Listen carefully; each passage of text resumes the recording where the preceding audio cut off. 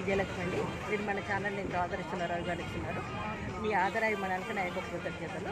ఈరోజు మేము సూర్యాపేట నుండి హన్మకొండకు వెళ్తున్నాం. ఫ్రీ బస్సు టికెట్ అన్నమాట. చాలామంది లేడీస్ ఫ్రీ బస్ టికెట్ అంటున్నారు కూడా, జస్ట్ ఆధార్ కార్డు అడిగారు. అందువల్ల ఆధార్ కార్డులతోటి మేము వెళ్తున్నాం. ఈ 2 టికెట్లు 0 ఫేర్.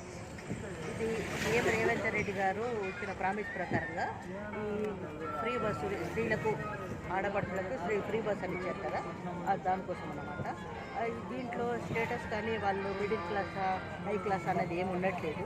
ఉండకుండా ఈ విధంగా ration cards, white ration card అంటే అది వేరు ఉంటుంది.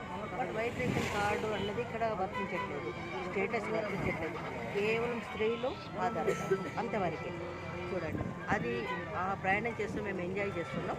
మాకు నిజంగానే అన్నట్టు ఇష్టం. ఇవన్నీ అడగకుండా మాకు 2 టికెట్లు కూడా చేస్తున్నాం. ఎంతైనా రేవంత్ రెడ్డి గారు అభినందనీయం.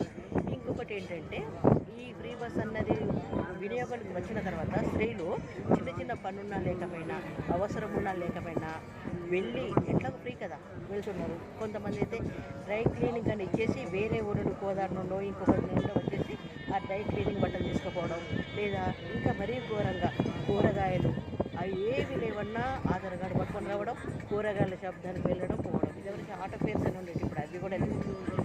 ఈ విధంగా ఉందండి మన వ్యవస్థ. ఈ వీడియో మీకు నచ్చుతుంది అనుకుంటానండి. నచ్చింది